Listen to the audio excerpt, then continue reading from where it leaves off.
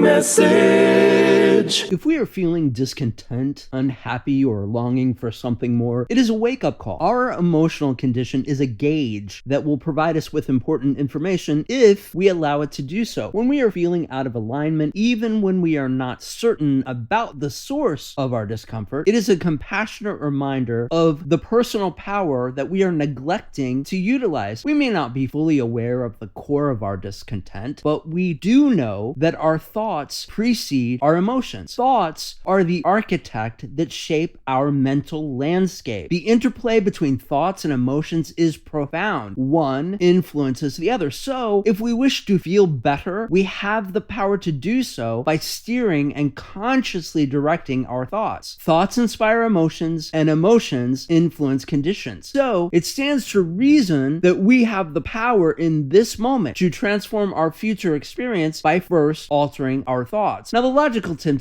is to conclude that our emotions are simply a response to the condition of our lives. Using this reasoning, we are forced to await changes in our circumstances before we can ever hope to possibly feel better. When things get better, we will feel better. It certainly makes sense, but only if we wish to remain the victim to our circumstances. The truth is that we are co-creators of our experience. We have the power to alter our circumstances by changing our thoughts and the emotions that accompany them. By doing so, we free ourselves from the perceived imprisonment of our conditions by laying the groundwork for a different future. By altering the cause, we transform the effect. Now, this sounds like a tall order, and it does require practice, discipline, and focus, but it is easily within our grasp. There are some things that we can do to flex those muscles. But before we can manage our thoughts, we have to be aware of. This is where mindfulness practices are imperative. We must learn to observe our thoughts without attachment, without the judgment. By doing so, we can begin to gain insight into the thought patterns that are contributing to our emotional state. Begin with a daily meditation. Take 10 minutes or more daily just to invite more peace into your life. If that notion seems too arduous, begin with a guided meditation. There are many resources available online and via multiple apps. Just find the one that works for you. Negative thoughts can be insidious, so identifying and challenging those thoughts is crucial. Ask yourself whether the thought is based on facts, assumptions, or irrational fears. By dissecting negative thoughts, we can replace them with realistic, positive alternatives. Engage your gratitude with a daily practice. As part of your daily discipline, make a list of things, people, and experiences from your day for which you are grateful. Be specific. Write them down. When you are regularly reflecting on the positive aspects of your life, it's a game changer. It's transformational. Over time, it changes the way that you look at and experience the world. Take the time to envision your life as it will be when all of your desires have come to fruition. Feel it. Allow yourself to bathe in the emotions. Surround yourself with positivity. The environment that we expose ourselves to significantly influences our thoughts and our emotions. So we can cultivate a positive environment by engaging with uplifting content, surrounding ourselves with supportive people, and minimizing our exposure to negativity. Set realistic goals. Unrealistic expectations can lead to negative thoughts and emotions. Setting achievable goals promotes a sense of accomplishment and reinforces a positive self-image. The journey toward mastering our minds is ongoing, but with commitment and practice, the rewards are profound. Every day arrives with a seed of possibility. We simply have to decide whether we will water, nourish, and enable the seeds that will grow.